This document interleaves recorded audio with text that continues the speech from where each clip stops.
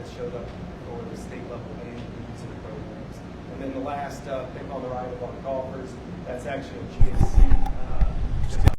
three medalists. You have Mason Rader, Madelyn, and then gentleman in the middle, Dave Frederick, player of the year in golf, which is Connor. And then Bryce Goulet, the state qualifier with the districts and shot amazing, earned a trip to state tournament. But those are just kind of some that we like to that I wanted to share. Overall, competitively, we won 3 GAC titles: softball, volleyball, wrestling.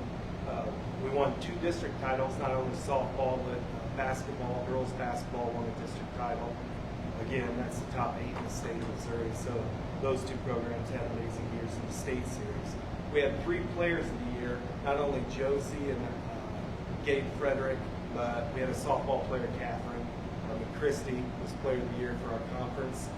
She's going to play at Western Illinois next year, so we're excited for her. We had 58 state level performances throughout all our activities, all our sports, all our FFA, music, chorus. We had 58 state performances, 14 college signings this year. That's up 1 from last year, which was 13, but 2 years previous it was 6. So that continues to trend upward. 2 state FFA degrees, and then really maybe the biggest one, well, 2 biggest ones. One, we had almost 150 academic awards, either state or GAC. It's 149.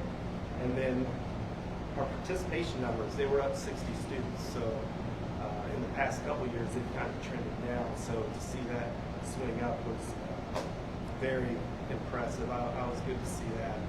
But going on to looking forward into next year, you know, we kind of introduced this last year, but we kind of have all our programs abide by some key concepts. First, academics, obviously. Also, teaching high character, giving them opportunities we feel is important, maybe outside of just what they would normally see, but giving them extra opportunities to see high-level quality programs, and then staying positive, coaching positive, teaching positive. And so those are 4 of our pillars, we call them. And moving forward, our goals, they're very similar to last year's. We want to continue to increase on our promotion of students. You're going to see that through, again, social media presence, some of the given programs, some content calendars that we have set up in different programs. Also want to do more within the school. I think once we transition to social media, we kind of forget actually in the school. And believe it or not all the kids see what's going on in social media. In fact, a lot of our staff members don't even see what's on social media. We think everybody's seeing that, but in reality, there's not. So I want to push more into the actual school, kind of more going back into what we might know more of, but daily announcements and those sort of things. And then we have some, our streaming services should be up. We have an outdoor camera now that will live stream all our games and stuff for football, soccer, anything that's on the turf. We want to continue to develop our staff. I think that 3D program has been a good addition to our tool set as far as to help with coaches. And then I think a big one also is continuing our leadership council. That didn't really get off the ground last year because we were still kind of hamstrung, especially earlier in the year. But I have a set curriculum to go with it this year that is relatively inexpensive, and I think it's going to be a good leadership tool to give to our kids within the programs to lead from their vantage point. And then really just to educate them more on college experience or postgraduate experience. There's tons out there, and most kids, even though the percentage that go on to play or be involved is not very high at the college level, it can definitely be higher than what most of them think. Honestly, if you do the right things, anybody can pretty much go on to college and play at that level. It just depends what level. I'm not saying everybody's going to play D1, but you can go and have a good college experience at a smaller college and play it, help get your college paid for. And then obviously we're going to push more towards community service projects.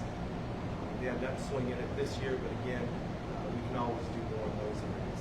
So that's kind of where we're headed, and very, very fortunate to work with a bunch of good people this year that kept us going, and the kids responded tremendously. So, anybody have any questions? Just real quick, so are we meeting 4 times a year with our coaches on the 3D program? Yes. That are head coaches that we're meeting with?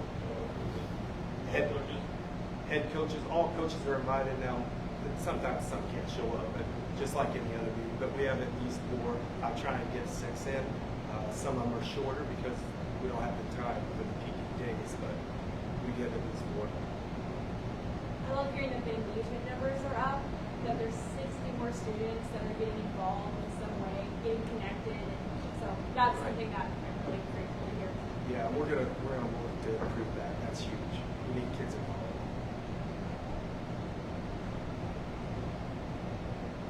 Anybody else have any other questions? I will say the social media side, I've been watching it, and I Good. really enjoy it, so maybe. Good.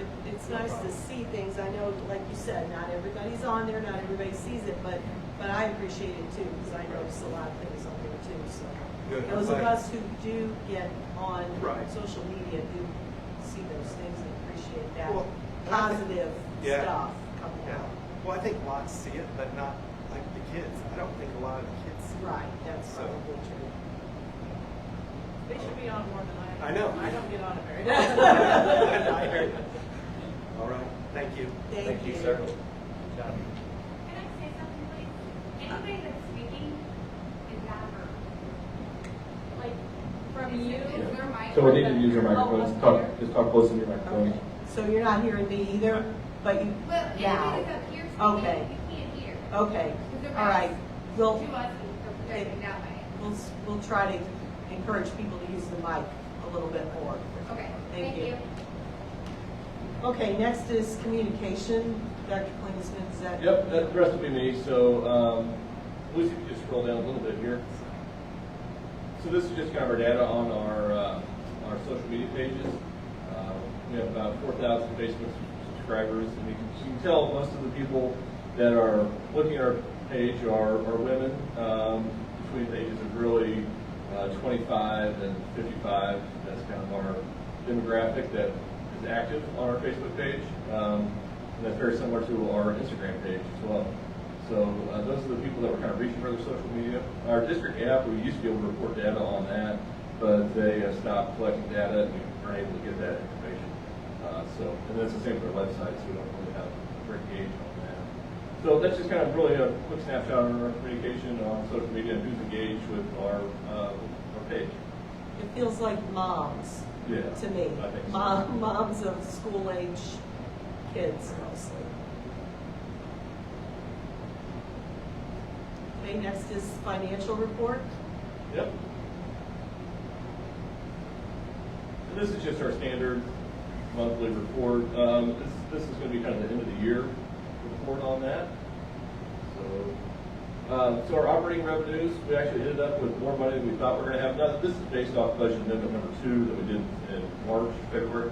And so this is based off of that budget amendment. So at that point, we actually received more than we thought we were going to, and we spent less than we thought we were going to as well. I mean, that's not really great. You want to be closer than that, but it's not a bad problem to have more money than you think you're going to have and spend less. So I'd be more concerned if it was the other way. So we did see our fund balance end at 34% this last fiscal year 22. And so our fund balance, though, even if you subtract out the ESSER funds, we did see a surplus this year, which is positive. Like we talked about last month, that was mainly due to just positions not being filled. So anyway, the beginning fund balance for this current school year, fiscal year 23, we're at 31.48% is where our starting fund balance would be. You might ask, well, how is the ending fund balance higher and the lower fund balance start the next day, essentially? It's just because this year's budget has more expenses in it. For example, like our food service facility, that's more expensive. So that changes your fund balance. Fund balance is just basically dividing how much cash you have in reserves divided by your expenses. So here's kind of our revenues for the year. Locally, we're up over $1 million, and that really is Prop C was the main driver behind that. So that's the state asset sales tax that comes back to us. The county funds, pretty close. You know, their state funds was up almost $1 million, and that a lot of that was at $600,000 that we received for COVID nurses and COVID people. So that's going to throw off our state number a little bit. And we won't be receiving that this year, so that's definitely going to be just additional revenue we had. And then also our high needs funds, we got some additional reimbursement from the state on that as well. Federal funds, stimulus money, that's the ESSER 2 and ESSER 3 funds. So our expenses, salaries were up, you know, $500,000. We did give raises. We did have some additional positions, so that's no surprise there. What kind of took me by surprise was the benefits was almost exactly the same. I mean, about $2,000 difference. Even though we had more people, you know, we gave raises, so you think we'd be paying more to retirement and just more in insurance. So I'm not 100% sure exactly why that didn't go up. It was trending up all year, but it just ended up flat. So that was just kind of an interesting one that it didn't actually end up higher. So that's okay, I guess. So purchase services. This is MOCAP was up about $200,000. And then sped costs were up as well, special education costs. Then on supplies, food service, we were serving more food, so we needed to buy more food, so that cost was up considerably. And then fuel for our bus was up about $100,000. And then we had some additional expenses in our maintenance department. I'm not going to fly around here. Try to be like Karate Kid and just catch it, you know. But anyway, so if you see me just squatting crazy, that's what's going on. So that's kind of the expenses. Then Fund 4, after we received our final balance from the state, final payment ended up just over $1 million. That's kind of where we expect it to be at the end of the year, Fund 4. And we'll start reporting out monthly on Fund 4 where our balance is. That's kind of where we are. So $200,000 more, how many students could that possibly be per MOCAP?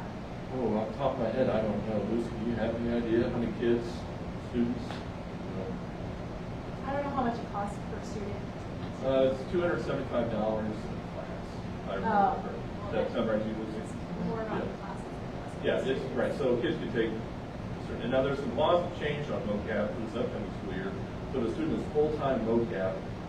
That student actually would go to wherever MOCAP school district or was. So, like for example, launch is out of Springfield. If a student is 7 hours a day at MOCAP, launch actually gets the ADA for that. Springfield does, but we don't have to pay. So that's just not our student essentially. So that'll be kind of, instead of, you know, we get the money from the state, we pay that to them. You know, it's just cleaner that way, just go straight to them. So that doesn't do law change this year. So MOCAP would be a little bit different. We don't have a ton of kids that are going full-time virtual, but we have a decent amount that are doing so. For the food services, kids are paying for our food this year, right? We think so. So we're still up in the air on that. So we were actually had our meal prices ready to go for this meeting, but we aren't 100% sure how that's going to land. We got a letter last week from the from federal government saying that summer feeding is going to extend until September 30th. But to me, I don't know if that means that we extend all till September 30th, or is it just the summer program? So there's a conference at the end of the month that our food service director is going to go to and hopefully get everything cleared out, ironed out.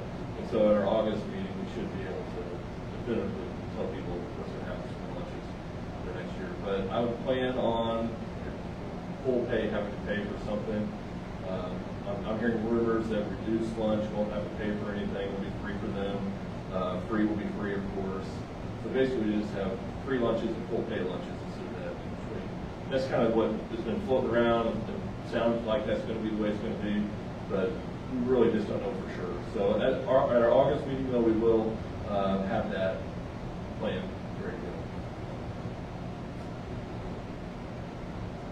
Any other questions on the financial report?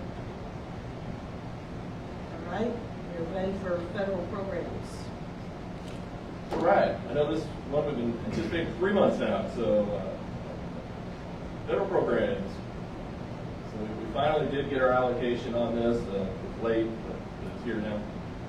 So anyway, the Title Ones we received, Title I, II, and IV. So Title I, school improvement, Title II, professional development, and Title IV is 21st century schools. So this was, Title I is basically, I'll just read it, was an action to provide all children significant opportunity to achieve fair, equitable, and high quality education and to close educational achievement gaps. So this is our funding. On the far right, you can kind of see what we've received. And the top line is in the past 5 years. As you can see, we're seeing a decline in Title I funds. But we will be able to service Dana Boone, and Warrior Ridge. I know we had some concern on Warrior Ridge if it's going to be Title I school or not, but their current reduced lunch numbers were high enough for us to be able to service those schools. And so regardless, we were talking about lunch earlier, regardless on lunches, it's important to fill out those current reduced lunch applications because things like Title I are based off of those applications. So we really want our community to, if they think they're going to qualify for current reduced lunch, go ahead and fill out this. It helps us be able to give more services to more schools. If the school doesn't have high enough current reduced lunch, then they can't receive Title I services. So it's important that everyone fills it out if they think they're going to qualify. So Title I, what do we use that money for? We have 3 teachers in each of our elementary buildings. And we have to spend more money per school that has the highest reduced lunch, so per pupil. So, you know, Dana Boone might see the same amount as Warrior Ridge sort of thing, dollar-wise, but it is $1 amount per pupil that has to be done. So other items, so this last year we paid $9,628 out of parent involvement. We spent $5,000 on homeless, and in Title I, the funds follow the students, so $41,000 went to our non-public schools as well. And that's just the students who qualify for Title I services. So Title II, this is kind of professional development on things, and so this is our funding on Title II. And we transfer Title I money for Title II money to Title I because we don't need all of this money in Title II. And so this year we paid for our literacy coach out of Title II funds, and we'll continue to do that next year as well. 21st Century Schools, this is our funding for this, and most of this is used for Canvas, and we will transfer a little bit to Title I as well to help cover our shortfalls in Title I. So that's kind of how the federal funds are spent. And our goals really is to maintain the same level of services, even though we're seeing a decreasing amount of funds in Title I, II, and IV. We have a pretty decent surplus in our Title I budget that will move us forward at least another year. And so let's kind of see how it goes for next year. That's federal programs. I was going to ask where the difference came from because I saw a difference in what we spent and what we've gotten, but that's good to know. Right, yeah, so if you go back to Title I, you can kind of see how our expenditures have really exceeded the bottom of the expenditure line. So we're spending, like 2021, we got $643,000, we spent $724,000. And we really didn't spend a lot of Title II money at all, so we were able to transfer and cover that up. But we're going to spend less in 21-22 because we went from 10 teachers to 9 teachers. So, and then added the literacy coach. So we still have 10 positions being paid out of both pots, but we're trying to get it to match where that money is supposed to be. So. What does parent involvement? Sure. Well, anything to get parents involved, like they have Title I night or just parent involvement night. A lot of times it's food. They'll have favorite food out of Title I to get parents involved.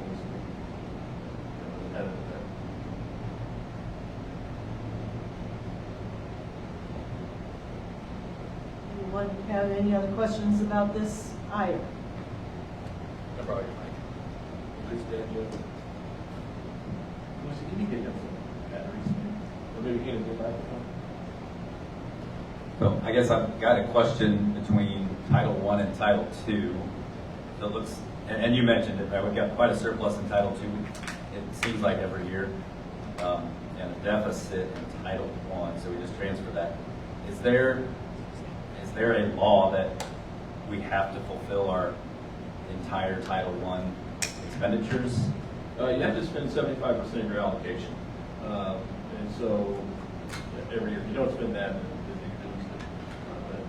But we easily spend that. Now, and Title II, they carry over 100% of that. So if you don't spend any of your Title II money, you can carry all of that over next year.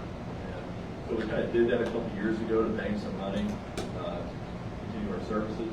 And that's why I think last year we transferred $100,000 to Title I. This year we just transferred $10,000 because we went from 10 positions to 9.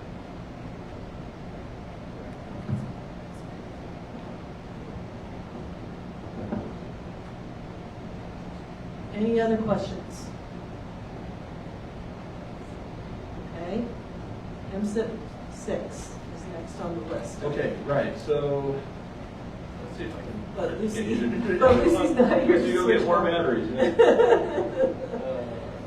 It should be down at the bottom, Rich, down there in the PowerPoint. I think she's got them all pulled up. Yep. Yeah, they're on the right.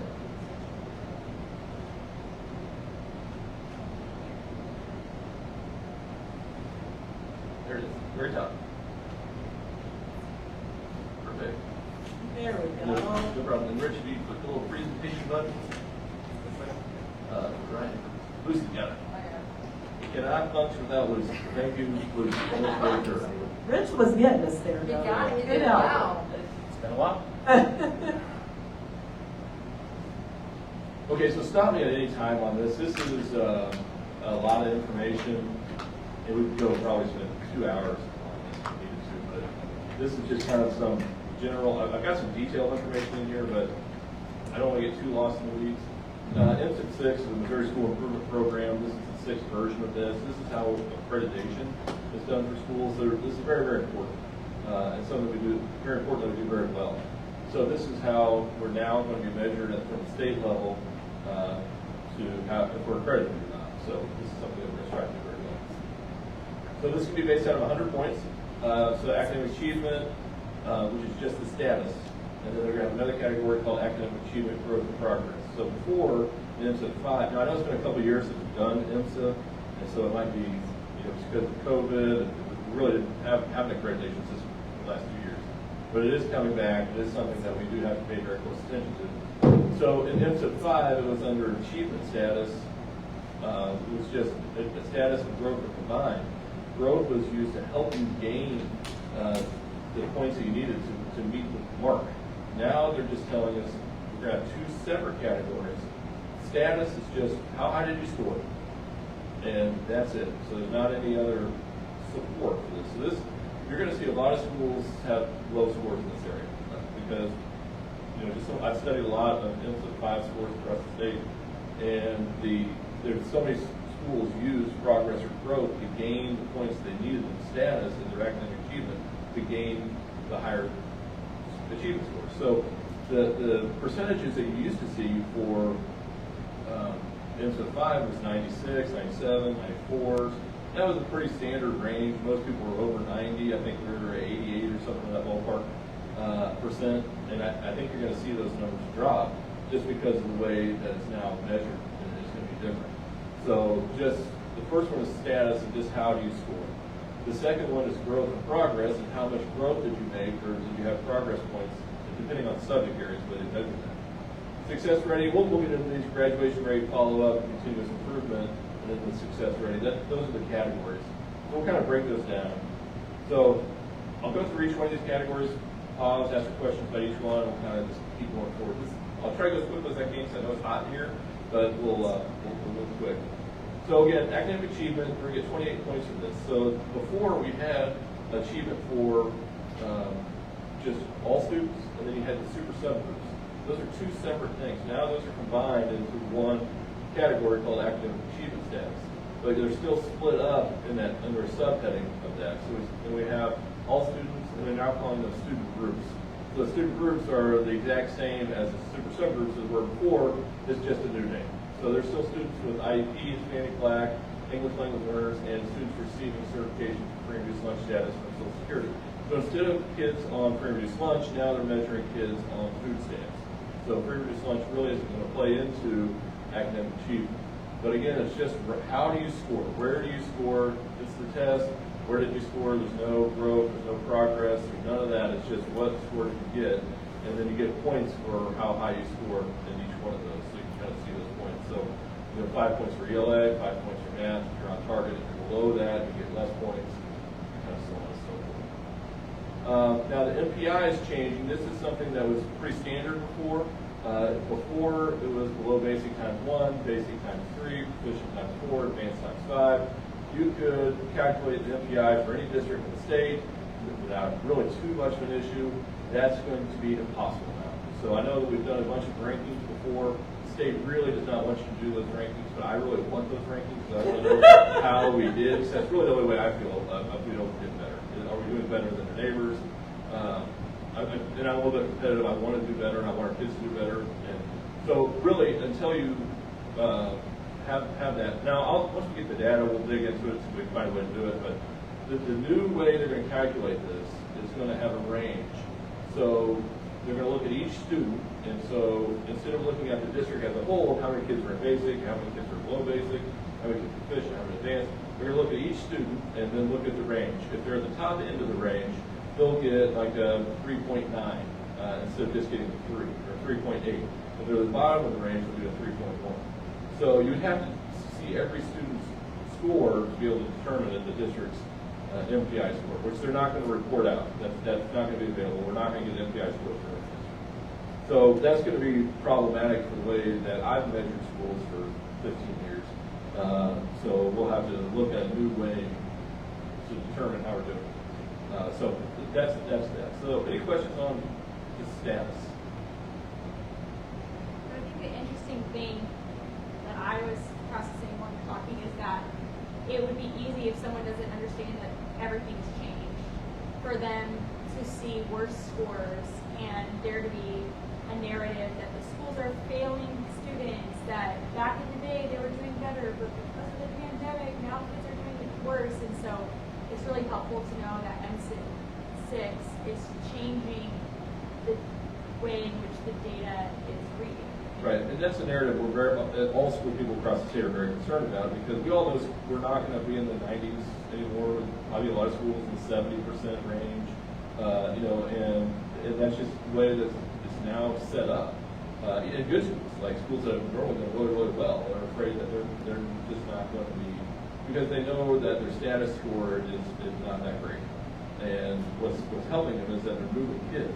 Yeah. So they'll do well on the progress and growth side, but just they are starting behind a little bit. They'll grow them, and then they'll just stay behind. So that will be a narrative. I'm sure that will come out that schools are doing worse. But at the end of the day, when we dig into the data and really research, we'll need to come up with a way to norm the data compared to the last, which the state is not going to put out. That information is not going to be available from the state. So we have two separate accountability systems, so we're not going to measure the comparison.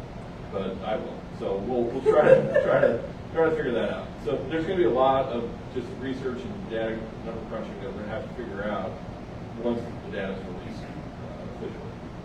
So once we have this score, when will we get the first score based on this scoring system? This year. So Okay. the test that kids took this last spring. Okay, so then when we get the next one, the next year, it'll be more like comparing apples to apples for ourselves. Well, like, MAP score is going to be on a 3-year average.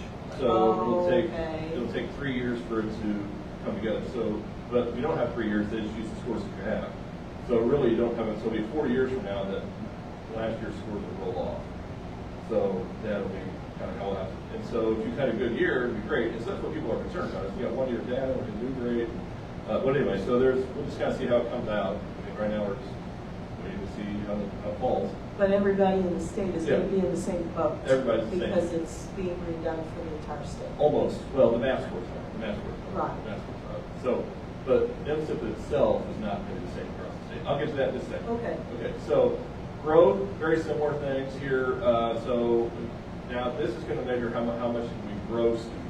So in MSIP 5, this was combined with status to give you your academic achievement scores, and that's what helped us have these scores, because we would grow kids, we would see kids improve, and we would get basically bonus points for that to help us on a potentially low status score, and that would increase your score and help you all around. So this is now just going to be a score specifically saying how much you grow and how much you progress. Some of the high-performing schools are very concerned that they're at the top and they can't grow very much. So this might negatively impact some of those very, very high-performing schools. So again, we'll have to kind of wait and see how this all comes out, what it actually looks like. But that's kind of it in a nutshell. So the progress points again, they're going to have progress points for science and social studies only. Now this is not comparing the same group of kids. This is comparing last year's score, this year's score, just as a whole. This is not available for math and ELAs, just for science and social studies. Now I should preface this that as of today. So I know the state is looking at some changes potentially within a month, but as of today, this is how we know it. And so this is only available for science and social studies. It can be calculated for math and ELA, but the state is not doing that. So it's just, I don't understand. That's been kind of my talking point to them is if you can apply it mathematically, why would we do it for all subjects? But that is not the way that it's going. So growth points in math and ELA. Now this is based off the student. So this is only available from 4th grade to 8th grade. So this looks at how they did in 3rd grade, how they did compared to 4th grade, 5th grade, compared to 6th grade, so on and so forth. And then they get what's called a NCE score, and then you get points for that. So that's not available for science and social studies. So growth is only available for math and ELA. It's not available for science and social studies. And social studies only given one time. So that's really the only one they can just do progress with. Anyway, I'm kind of giving a little bit of the details. It makes sense. Yeah, okay. Any questions on math? Okay, success rating. A lot of this is very similar to what we had before, but a lot of some of it's different too. So we have literacy and numeracy, ICAP, high school progression, which is going to be really interesting to see how that comes out, and then post-secondary readiness. So this will be based off of math scores, literacy and numeracy, they'll be included in math. Now ICAP, this is something this should be give-me points, easy points. Basically, if every 8th grader fills out an ICAP, get all the points. So we should be able to get all that pretty easy. That should be easy. This one here is going to be very interesting to me how this happens, because we will not receive all the points if our students are not earning all the credits each year at the high school level. Now we know kids in their freshman year a lot of times just aren't used to high school and the pressure of the high school of understanding what a credit is and will fail. And so then we do a great job through credit recovery, getting them caught back up and getting ready to graduate. By the time they leave us, they're in a good spot and they go on and graduate. But if you don't have 6 credits by the end of your 9th grade year, we will get a negative score. So we want all of our kids to do well. And so what they're asking for is 95% of the kids to be on track, which is probably a pretty high number to get all the points for that. So it'll be interesting. By graduation, we're good. End of grade 12, 24 credits, we've got that down. But kids kind of struggle sometimes at the beginning of high school and are behind in credits. So this might change how credit recovery looks. We're just going to have to kind of see how this plays out, but this is going to be an interesting angle to high school course. This one here, this is just the AP, the ACT test, no change. This is the exact same thing we had in MSIT 5, no change at all. So anything on success rate? Okay, graduation rate, no change. You just have to graduate students. It was worth 30 points, now it's worth 10. That doesn't change, but the way it's scored is the same. Follow-up for 2 points, no change here. As long as they're enrolled in college, trade school, or employed, or in the military, we mark them. As long as we have 90% of our students meeting that 180 days after they graduate, then we'll get 2 points for that. All right, so this is kind of a big change too of adding CSIP, because before MSIT 5 is all academic, all based off scores, test scores. So CSIP is going to get a lot of our points here. So not all districts will be implementing this right away. We are blessed that we did get a letter that we are in the first year. So congratulations to us. So what that means though is that some schools will not have this score in their MSIP score. So I'm not 100% sure how MSIP scores are going to be published or made available, because if, let's say, a third of the district doesn't have these 24 points in their score and won't have it for a couple more years, it might be in a bad spot. But I'm hearing rumors that they might switch that to 2 years to get everybody implemented. So we'll see. That this could change. But we are in year 1, so. So does that relate to the meetings we had last spring where we make goals and so forth? Okay. Exactly. And so we're in really good shape, I feel, here. We might have to adjust our CSIP a little bit, add some columns or some things that they format that they wanted to see it in. But overall, I think we're in a really good spot. Because what we have to do for each standard is the CSIP was developed with meaningful collaboration with internal and external stakeholders, which I think we did. The CSIP focuses on academic preparation and well-being of each student, which it does. contains clear standards, limited number of goals, action steps, timelines, persons responsible, and funding sources. We might have to add funding sources, but I think we've got everything else, and that's an easy fix. And then CSIP is regularly monitored. I don't know exactly what they mean by that, but we do monitor that annually. We also, like, people speak and reference. Sure. And talk, like, give us updates. Right, right. So I don't know exactly what they're looking for there. Now, we do have some support from DESE that this semester to kind of help us get up to speed, know what we need to have to get all these points. But I think we're in pretty good shape. And then the other thing with the CSIP guides, development and implementation of other plans, which it does, building improvement plan, professional development, board goals, superintendent goals, all those things are all kind of connected. So I'm feeling like we're in really good shape for CSIP. I don't think we're in too bad a spot. But we are. And then we'll have some questions we have to hit. This should be easy points. Just answer all the questions, get it. And then we have to do a survey, which we do. Now there are some specific questions that DESE wants us to ask. And so we might have to add those to our survey, but we're pretty good. But on this side, I think we're okay. So, any questions on that? I know there's a lot. Yeah, Rich. I just think going back to that high school progression to graduate page, you mentioned how important that freshman year is. I taught freshmen for many years, love teaching freshmen. I know some other schools, we went to a program last year where Red City's doing some programs and stuff, and since I've been gone for 7 years, I don't know what kind of programs that we have in place. I know I did it personally in my own classroom, because I always felt that the kid failed. It was my fault, not their fault, type of deal. But I don't think we need to wait till the first semester to fall behind and say, oh, now we got to catch up. Can we implement something in that first semester with our freshman class to make sure that we're catching this early before we get to the first semester? I think so, and that's what we're going to have to kind of monitor a lot closer than we ever have. Sure. Because before, and I'm not 100% sure how the high school schedule can make it work, is you got a kid failing, where's that kid going to go? You know, who's going to teach that student? So that's going to be what's tricky about it, and you don't want to necessarily pull them away from the period and just put them on a computer all day.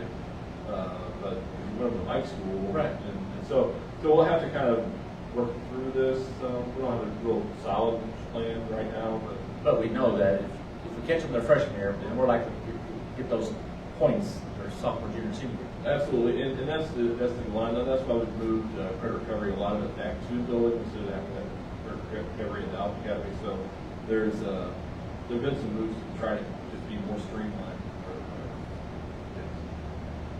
But I don't think we should back away from let the kids have some ownership in this too, and let them know right up front that, hey, you need 6 credits at the end of your freshman year, or here's the consequences of that for not only you, but your school and your community and whatever.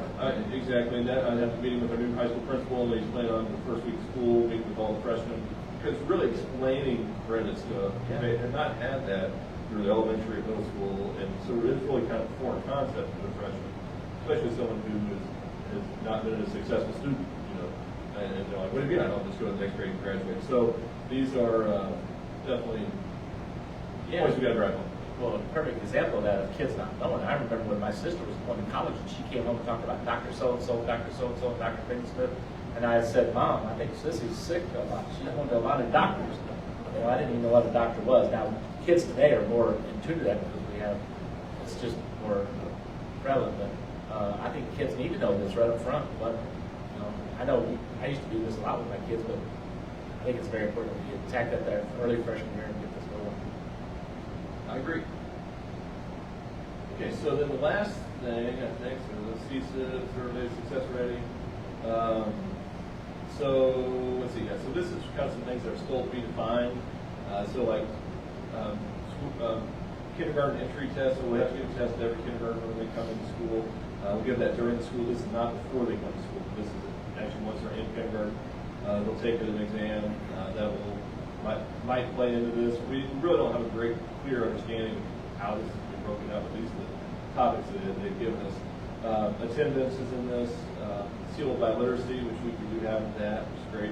Social collaboration, leadership. I have no idea how to measure that, what that is, or even work ethic and character. I don't know how. Those are all important and good things, but I have no idea how we report those out or what they're looking for. So once they identify these, we'll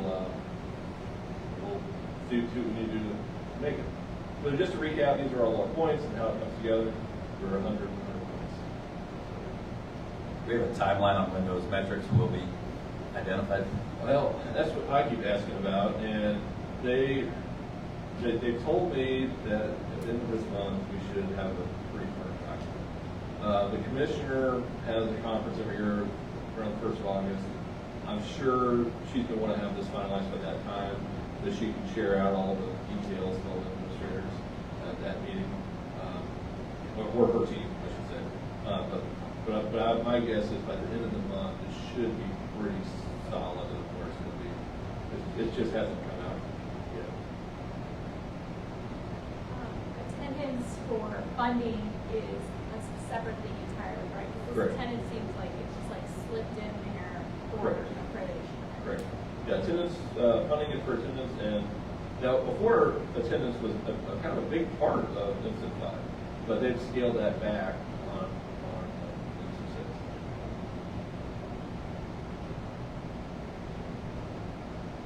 Anyone have any other questions about M6? I'm sure we're going to be hearing more about it when you know more clearly what Sure. our requirements are and stuff. And I know that was a lot of information. I felt like we needed to probably touch base on it. It is a big deal. Very good job. Yeah, I'd be interested with some of the things that it stirs up, possibly in the future having a work session to kind of talk through what are our priorities on how we meet those needs to make sure that we maintain excellence. Yeah, that'd be great. Okay, next on the agenda is the consent agenda. Do we have any questions or anything on any of the items on the consent agenda? This does include the part about our school resource officer, correct? Correct, both with Truesdale and the City of Martin.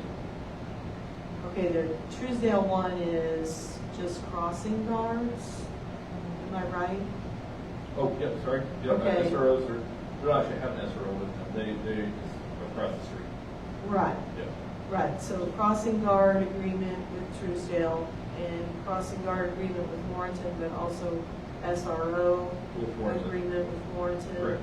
And I believe that the school district only paid half for the half of their salary and benefits, Yes, that perhaps? sounds, yes, that's correct. Okay, I didn't see an amount on there. I know there was a question about that, but, Right, okay. It would be on our financial dashboard, I'm assuming. right. We do have a budget line item for security. I just don't remember the exact dollar amount off the top of my head.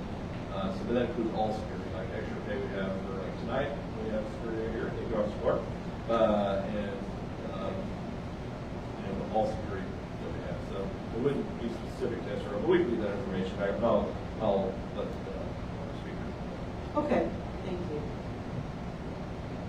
Anyone else have any questions about anything on the consent agenda? If not, I would entertain a motion. I make a motion to approve the consent agenda. A second? We have a motion and a second to approve the items on the consent agenda. Any further discussion? If not, all those in favor say aye. Aye. Opposed, same sign. Motion passes. That moves us to old business, and I see nothing. Correct? Correct. I like it. New business. The first thing is the food service facility bids. Right, and so the bids came in higher than budgeted, and so when that happens, you have to pare back what we can do. So kind of talked with our maintenance department and working with the low bid, which is Integra, we kind of feel if they would get us out of the ground, build the walls, the roof, we can put in the kitchen, the freezer, and do the rest of the interior work. But it would be nice to have the walls and that done. So they've given us a price. The low bid has a $569,423 to get out of the ground, get all the plumbing roughed in, the data, the electric, everything there. Have the walls and then the roof. Our guys will probably be responsible for the doors, the windows, and then the rest of the interior. So that'd be my recommendation to go with that. And then we can just finish the rest as we can.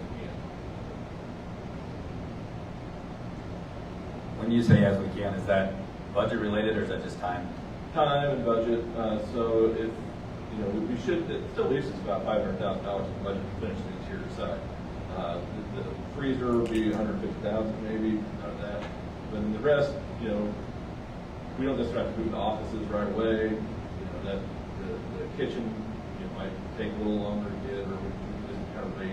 But once we hit the max of the budget, we would stop and see if there's some additional revenue coming in. We think we might be actually getting more revenue than we budgeted in food service.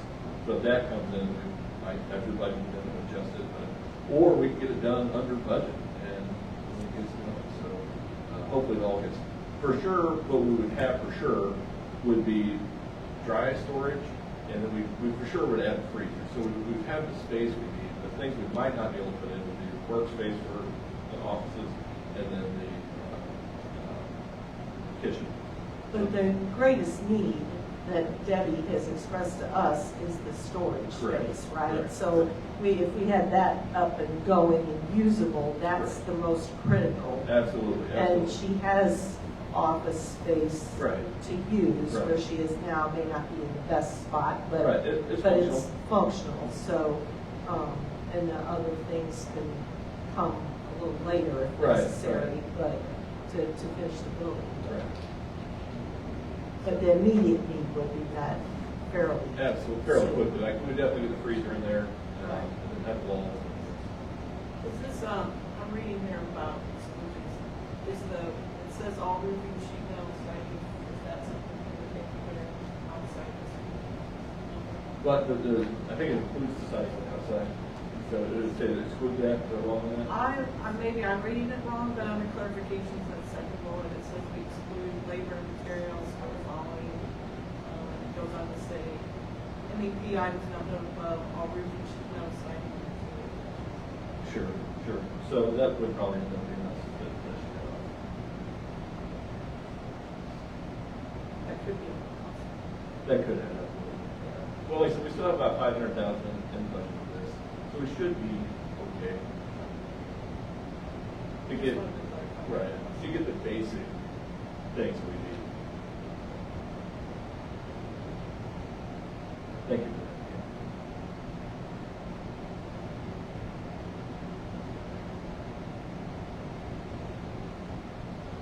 I make a motion to approve Integra Construction Company to construct the shell of the food service facility as described for a total of $569,420. I'll second that. Okay, the motion's been made and seconded to approve the Integra Construction Company bid to construct the shell for the food service facility.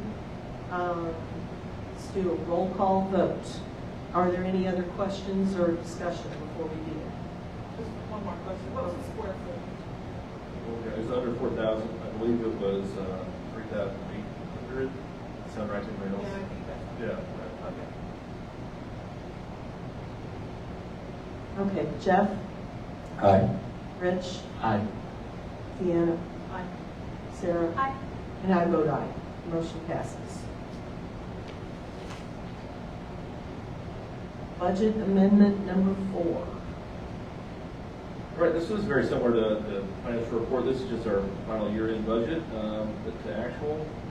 You can see that we ended up with, as a final budget of revenue of $45,461,951, and our expenses was $40,260,474.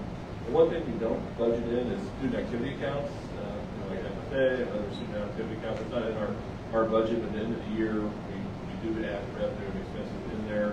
So when we report on the SBR, we report it accurately. So this does include all the student activity accounts, which are not part of our traditional budget, but at the end of the year, when you make it all actual, that it is reported out. So that's kind of a big change. Are those separate line items? They are. Those are all separate line items. And we really try to keep them out of our. We monitor them and handle funds for them, but we try to not, like in a budget amendment, don't estimate how much they're revenue they're bringing or how much expenses. That's their. Right, because they do fundraising Right. and so forth for that. It's not like publicly funded or anything. Right, it's their own, Right, its right. own side, but we do help manage that and maintain those stuff for them, which we're happy to do, of course. But we really don't include that in our budget at the beginning of the year. But at the end of the year, we have to report all the funds that are in our accounts. Do we need to take any action on this? Yeah, well, they just put a motion, I forgot to put that on there. To approve? Yes, please. Okay, someone like to make a motion to approve the budget revision number 4? I'll make a motion to approve the 21-22 budget amendment. Thank you, Rich. Is there a second? Also, Thank you, Deanna. Any other discussion or questions? All those in favor, please say aye. Aye.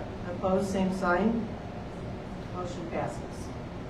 Baseball field bids. Right, so as we talked previously, we had a problem with our baseball field, and so this came in under budget, which is great. We had 50,000 budgeted for this, and this is 39,700. Hopefully, this will fix our baseball field. I'm very happy to hear that it's over 10,000. Yeah, me too. I make a motion to approve this company's landscaping to repair the baseball field for a total of 39,700. Any Cronky, is it Cronky? I believe so. That's how I would pronounce it. I second. Okay, Sarah made the motion and Jeff seconded that we approve Cronky Landscaping's bid to fix the drainage issues on the baseball field. Any further discussion or questions?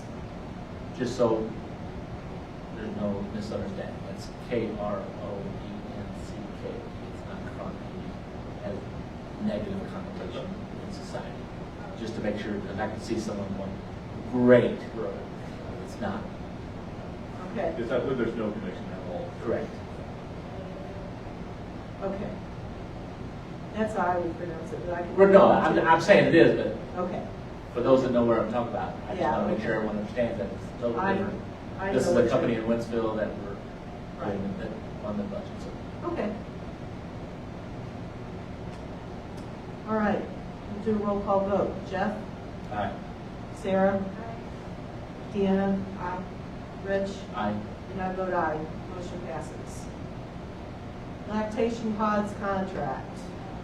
Right, so this is, we have 3 spaces that we need pods for: the field house, transportation department, technology department, data center. And the pods for that would be $47,850. The rest of the facilities, we're just putting walls up, we're identifying spaces, converting existing spaces. So, but there's just not really space to do that in those facilities. So the field house will have one that will be handicap accessible. So it's a bigger one, it costs a little bit more. These are all can be moved. I know that's the question before. They have casters on them to be moved. Transportation department and technology department have very limited space. And so this is, but we also feel like there's other spaces for people in wheelchairs that might need to exist, that might need that we could have the smaller pods in those places. can I ask you just one more time Fire away. for in a minute synopsis to let everyone know, because I think there's still a lot of confusion. But this came down from the federal government, State. State or government. the state government, that we had until July to come up with our plan. Yep, we had July 1st to approve policy, and that's what we've done. This is a new law that has been pushed from the state to us, and we feel like this is the way we best comply with the law. Correct. And that's just want to make sure that that is publicly out there, that everybody's. That's absolutely correct. And that it was a law with no funding. Right. Right. So, A requirement, but no funding. do we know yet how it's working for the rest of the buildings to be covered with $52,000? I think it's going fine. You know, it really is just putting walls up and doors, doors $1,000 roughly, and then drywall, and if people have found existing spaces, I think we'll definitely be under budget on that, for sure. But yeah, there's just some spaces that we just don't have enough space for a wall, like 2x4 on the ground, and then still have clearance for everything else that we have. So, particularly the field house, just really want to have space. Well, I appreciate the work that the district did on this, because I think it was a tough sell for some, and yeah, it was something that we had to do, and I think we came to a happy medium that everybody could think that, and thank you for your leadership on this to make sure that we understood the importance of this as well. Well, thanks, Rich, and it's really been a team effort. Right. Where, I was in one position to begin with, and we talked and listened to each other, and I think we really came to a compromise. Yeah. And I think really the best way to be done for us. Right, at one time we were talking a lot bigger price tag. Right, we're a lot bigger. So I appreciate the fact that you've worked with staff to try to get the, Our building administration has Cost been down. wonderful, our director's been wonderful, identify spaces, really cut costs as much as possible. But we're gonna have really nice spaces for our moms to express milk, and it's gonna be, make it one of the most women-friendly employment places around. Considering we employ a lot of women in our industry, that's something that was, it might set us apart from another district. It's gonna make a difference when you host conferences, like, for sporting events or different things, like, I just know that moms come and they have varied ages of kids, and so it's gonna be great for them to be able to feed their babies or something like that. Good job already. I would entertain a motion. I'll make a motion to approve the contract for the lactation pods. Thank you, Rich. I'll second. Thank you, Sarah. The motion's been made and seconded to approve the contract for the lactation pods as presented. Any further discussion or questions? Do a roll call vote. Sarah? Aye. Deanna? Aye. Rich? Aye. Jeff? Aye. And I vote aye. Motion passes. Weight room equipment bid. Oh, soda vending. Soda vending. Soda vending bid. Thank Sure. you. So Sorry.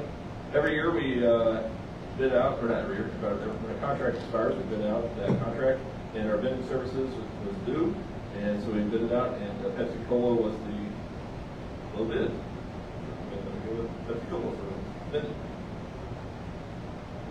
Are there any deeply held convictions? I'm just curious. I guess that is a joke. In case people are like really upset that we're not having Coke. That was back in the 80s. Yeah. It doesn't exist anymore. Well, I would say Mr. you're a Coke person or you're a Pepsi, but you're not going to Coke. Oh, yeah, that's the Mr. Longo's not here, so vote. I make a motion to approve the vending recommendation as presented. I'll second. Motion's been made and seconded to approve the vending only proposal. I know I had a question the other day, someone asked me about where are these vending machines? In most buildings, they're in the teacher workroom, is Right, that and so correct? there'd be other places too, like, I think our boosters, the vending there for the concession stands, that sort of thing, or the teachers. Other than at the high school, they're mostly in the Right, teacher there's not a whole workrooms. lot of that Right, going on there. okay, that was my answer, I thought I was correct in that, so.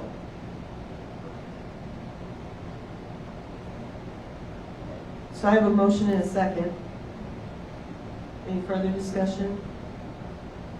All those in favor of approving the vending recommendation from Pepsi vending agreement as presented, say aye.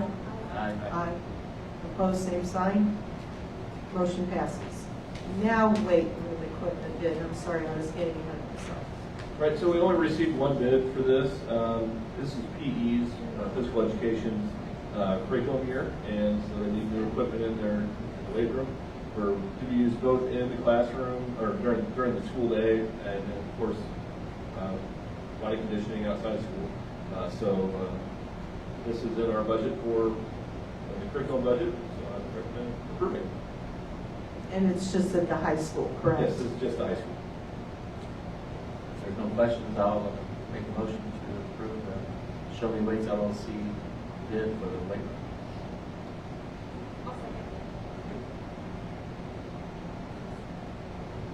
second. Okay, motion's been made and seconded to approve Show Me Weights bid for the weight room equipment as presented. Any other questions? I think it's important that I'm glad that it's something that's revised because we want to make sure that it's safe for our students. And so I'm Karen, did your microphone back? Yeah, it's blinking. Okay. Lisa, do you have any more batteries? Yep. All right. All right, all those in favor say aye. Aye. Opposed, same sign. Motion passes. Policy first reads. Okay, I'll kind of go in reverse order here. So we'll start at the bottom one. This is basically just changes since Dr. Johnson retired. Dr. Ross will be taking that spot on that, so there's a couple policies there. And then, we have a hard time hiring some people, so to adjust our nepotism policy, go from the 4th degree to the 2nd degree is what I'd recommend. I think when we put this policy in place, we were really hypersensitive to this topic because we had gone through kind of a bad period where that didn't go well. And now we're in a spot where that's really not that much of a concern, and we're struggling to hire and find people, so we need to probably narrow that down to allow us to have a bigger pool of candidates. So that would be the 2nd degree, which would be siblings, grandchildren, grandparents, and of course spouse, children, and parents. We still would not be able to hire superintendent, assistant superintendent, or board of education. And then policy we might want to have some discussion on is KKV, the audio and visual recording. This is just kind of my first go at this. Basically, we wouldn't ask students for permission to record. They can have permission to record, but if it would cause a problem during the school day, that interferes with the operation of the school, then the students would be disciplined. I saw a court case that came across. I can't remember if it was the Supreme Court. I don't think it's quite the Supreme Court level, but a high-level court case where a student was expelled in 2019 for posting things on their social media page.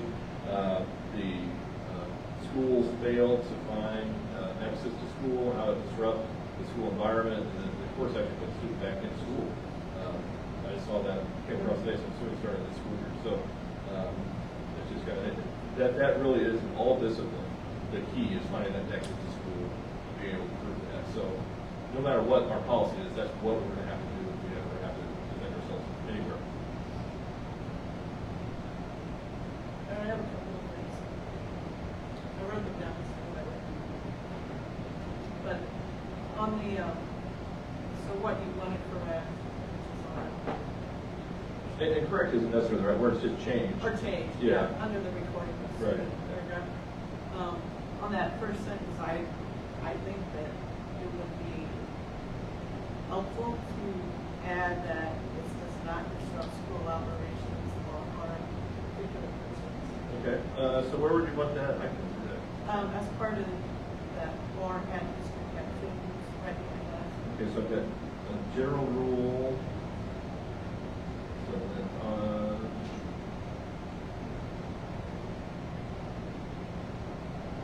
on the paragraph that I changed. Yep. Oh, okay, so it says in addition to other recordings authorized in this policy, you prefer to say at the beginning.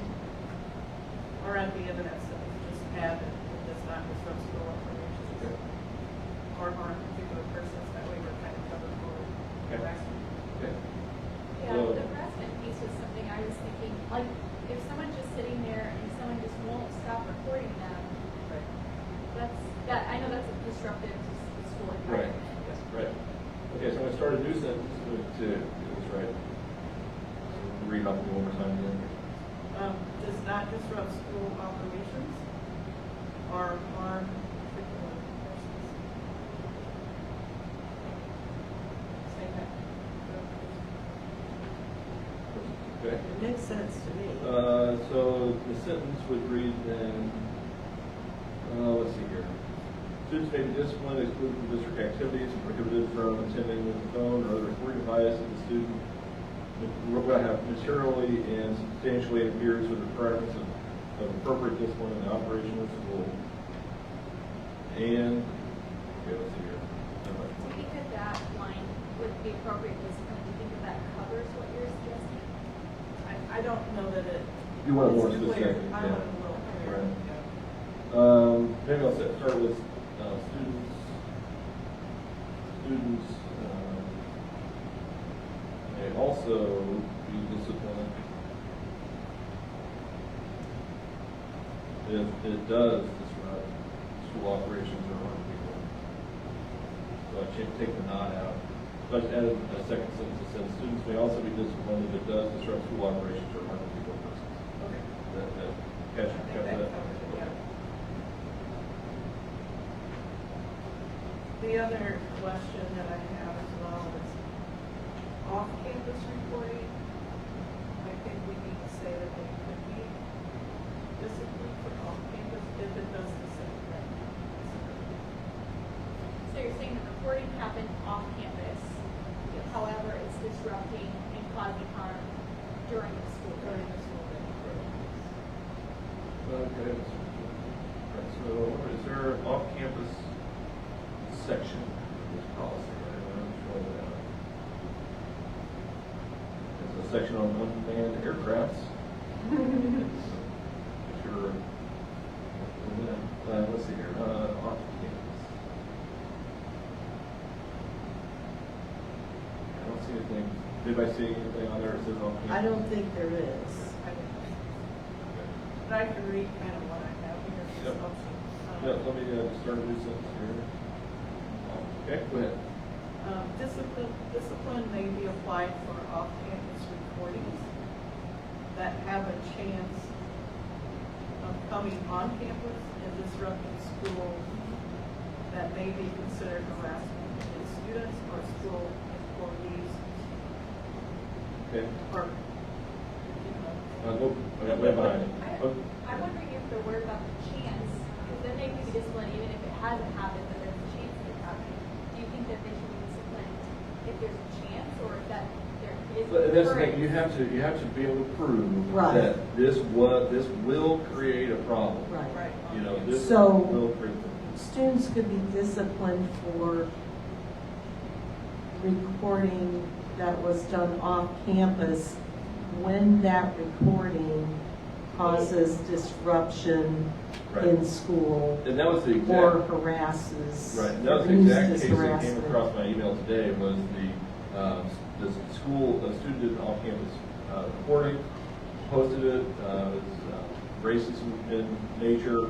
They expelled the kid from school, but they failed to prove that this is going to cause disruption. That this would be a likely disruption in their school.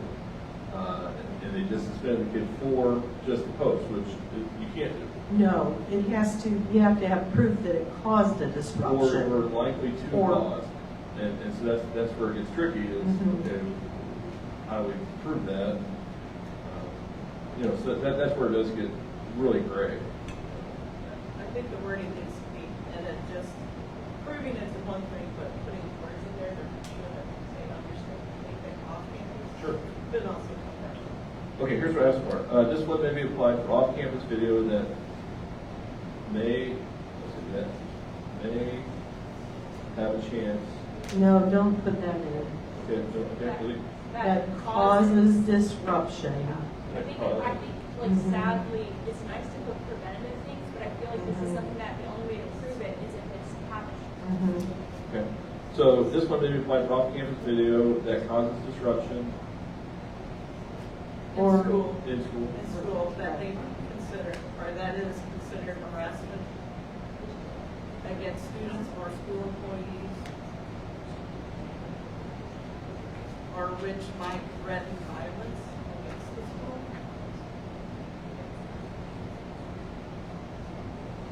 Okay, so this one may be applied for off-campus video that causes disruption in school that is concerned. No, wrong word. That is considered. I wrote text there.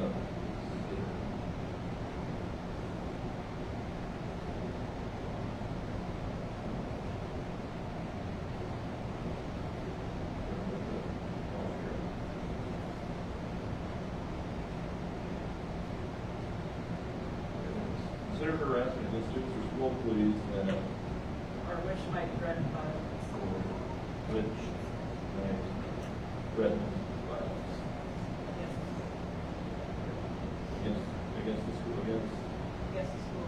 Against the school or students or.